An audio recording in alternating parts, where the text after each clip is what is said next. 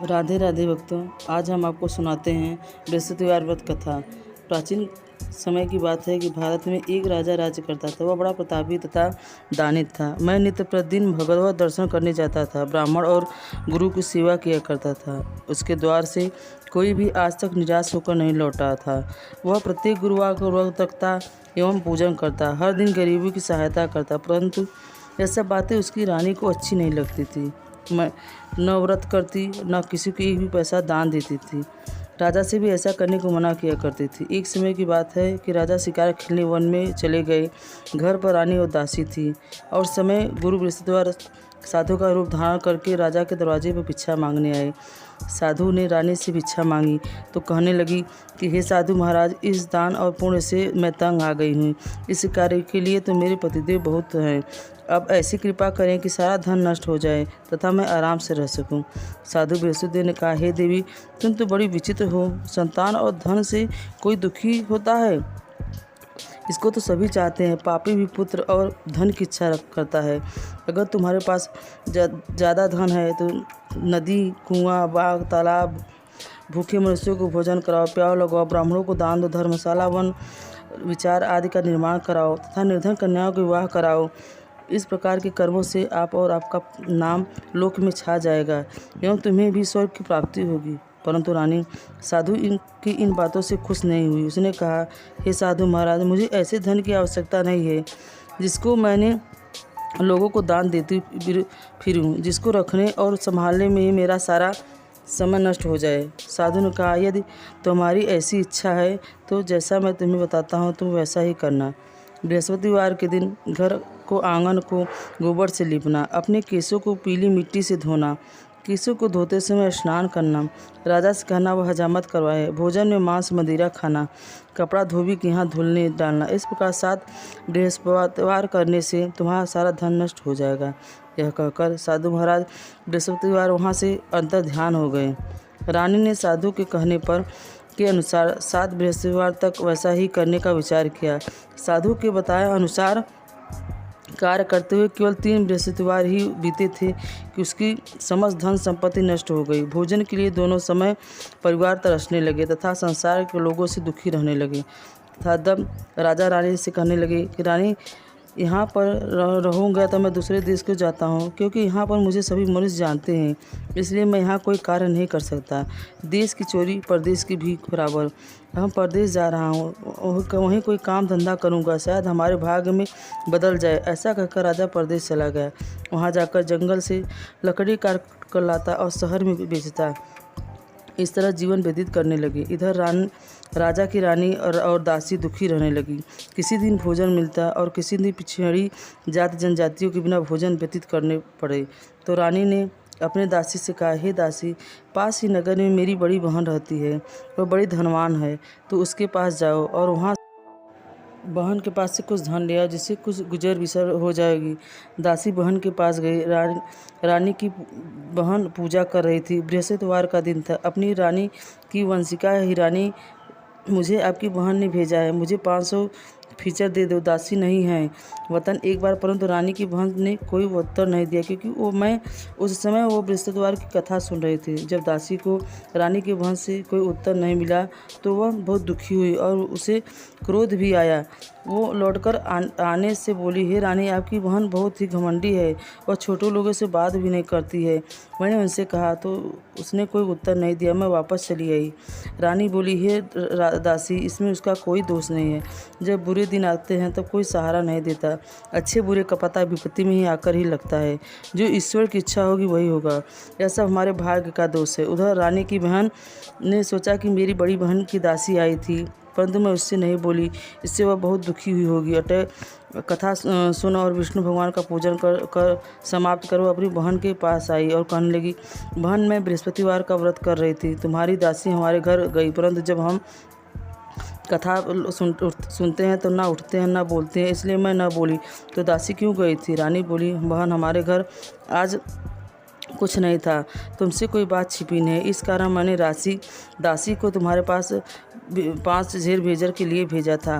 रानी की बहन बोली, देखो बृहस्पति भगवान सबकी मनोकामना पूर्ण करते हैं। देखो शायद तुम्हारे घर में अनाज रखा हो।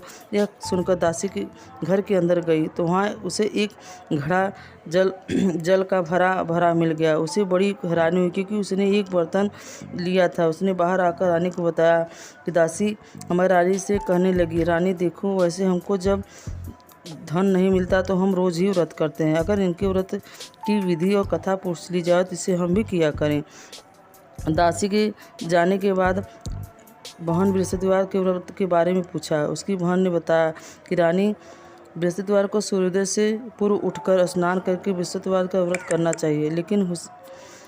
बृहस्पतिवार के व्रत में चने की दाल और मुनक्का से विष्णु भगवान के केले के वृक्ष की जड़ में पूजन करें तथा दीपक जलावें। उस दिन एक ही समय भोजन करें। भोजन पीले खाद्य पदार्थ का करें तथा कथा सुने। इस प्रकार करने से गुरु भगवान प्रसन्न होते हैं, पुत्र धन और सब मनोकामना पूर्ण करते हैं। इसी तरह व्रत और पूजन की विधि बताकर रानी की बहन अपने घर लौट गई। रानी और दासी ने निश्चय किया कि बृहस्पति भगवान का पूजन जरूर करेंगे। 7वें दिन बाद बृहस्पतिवार आया। उन्होंने व्रत रखा, चना गुड़ मिलाई और दाल के केले से जड़ से में विष्णु भगवान का पूजन किया। अब भोजन कहाँ से आया? दोनों बड़ी दुखी हुई, परंतु उन्होंने व्रत किया था, इस कारण बृहस्पति भगवान प्रसन्न थे। वे साधारण व्यक्ति के रूप में 2 थालों में सुंदर पीला भोजन लेकर आए और दासी को देकर बोले, हे दासी, यह भोजन तुम्हारे लिए है, भोजन कर लो। प्रसन्न दासी भोजन का थाल पाकर बड़ी प्रसन्न हुई और रानी से बोली, चलो रानी जी भोजन कर लो। रानी को बताने पर कुछ पता नहीं था, इसलिए वह बोली, जो तू ही जा कर, अभी तो हमारी प्यासी बढ़ाती है। उस दासी बोली, एक व्यक्ति भोजन दे गया है। हैरानी करते हुए भोजन रानी बोली, हे दासी, क्यों हमारा मजाक उड़ाती है? तो दासी बोली, हे रानी, हमें तो एक ब्राह्मण आया था। रानी बोली, तू ही भोजन कर, क्योंकि तेरे लिए दे गया है। तो दासी बोली, नहीं, वो हम दोनों के लिए दे गया है। रानी बड़ी हैरान हुई। फिर दोनों ने बृहस्पति भगवान को प्रणाम कर दोनों भोजन करने लगी। उसके बाद से वह प्रत्येक बृहस्पतिवार को गुरुवार का व्रत और पूजन करने लगी। बृहस्पति भगवान की कृपा से उनके पास फिर पहले की तरह आलस्य करने लगी। तब दासी बोली, देखो रानी, तो पहले इस प्रकार आलस्य करती थी, धन रखने में कष्ट होता था, इस कारण सभी धन नष्ट हो गया। अब गुरु भगवान की कृपा से धन मिला है तो फिर तुम आलस्य करती हो। बड़ी मुसीबत के बाद हमने यह धन पाया है, इसलिए हमें दान पुण्य करना चाहिए।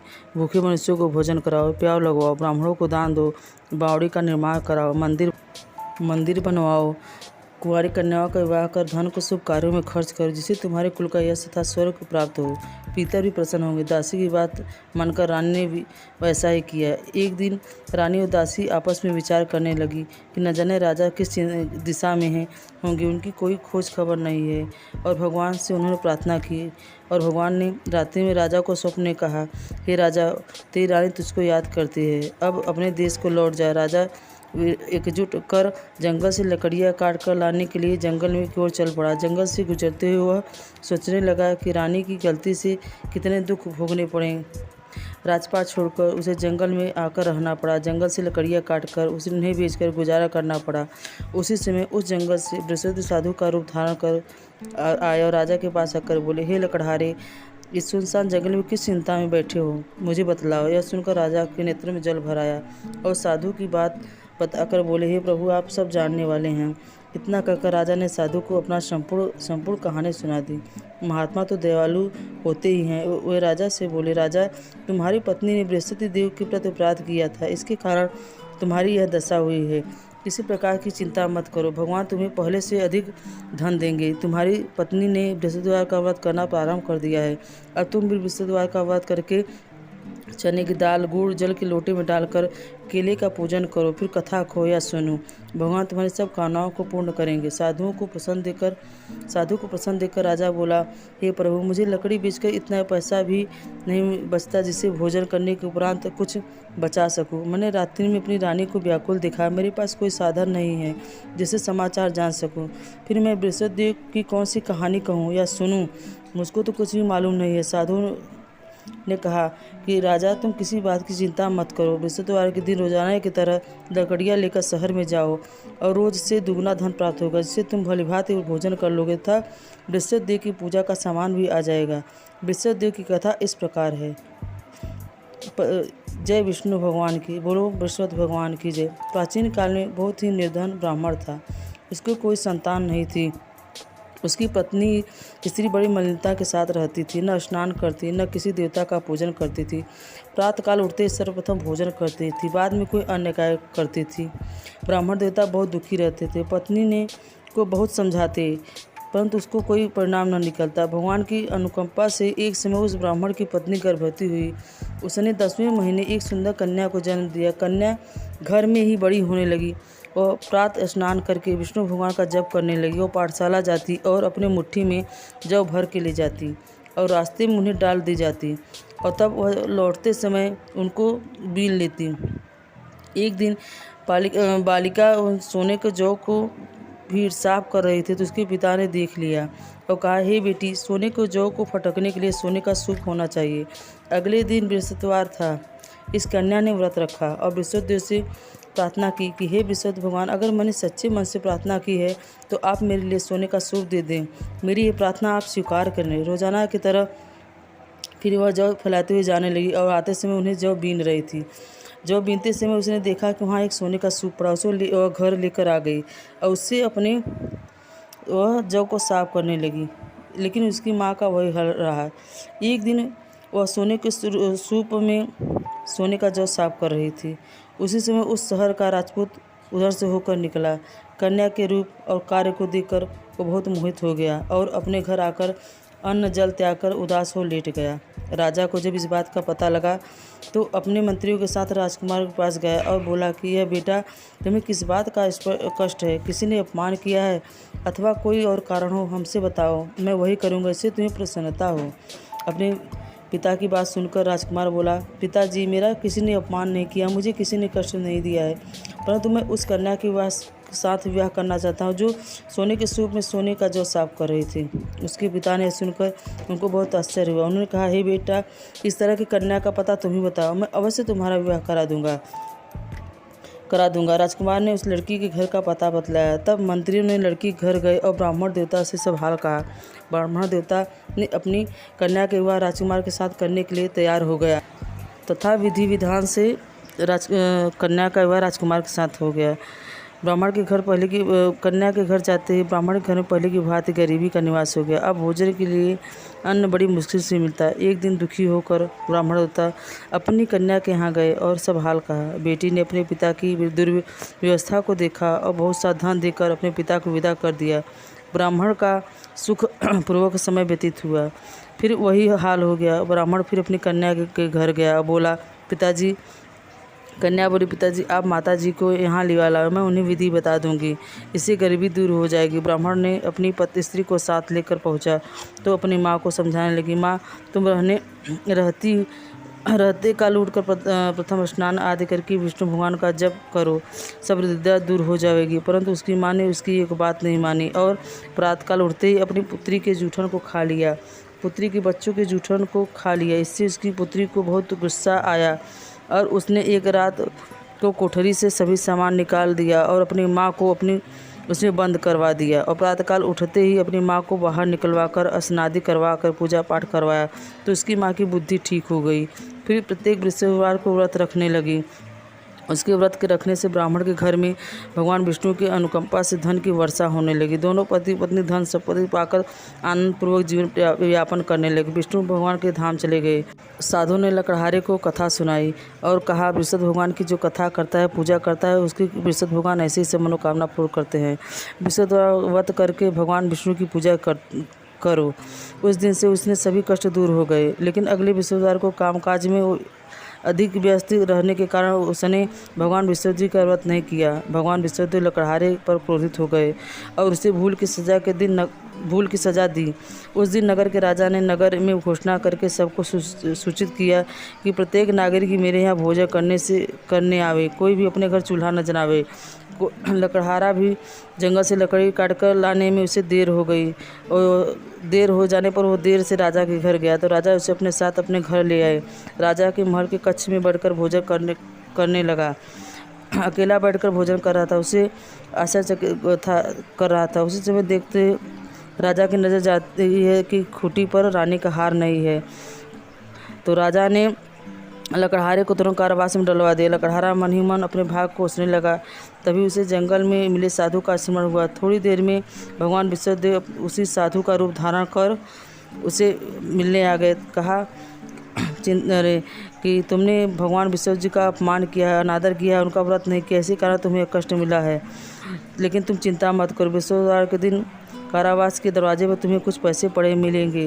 उन पैसों के से भगवान विष्णुदेव का व्रत करना, उनकी पूजा करोगे, तुम्हारे सब कष्ट नष्ट हो जाएंगे। विष्णुवार के दिन दरवाजे पर उसे पैसे पड़े मिले। उसने गुड़ मंगाकर लकड़हारे ने विष्णु भगवान का व्रत कथा कही और भगवान विष्णुदेव ने प्रसन्न होकर उस नगर के राजा को स्वप्न में कहा कि जिस लकड़हारे को तुमने जेलखाने बंद कर दिया वो राजा है, उसे छोड़ देना, वह हार तुम्हारे खूंटी पर टंगा हुआ है। राजा की नींद खुली तो तुरंत लकड़हारे के पास गया और उसे मुक्त कर दिया और बहुत सा धन आभूषण देकर उसे विदा किया।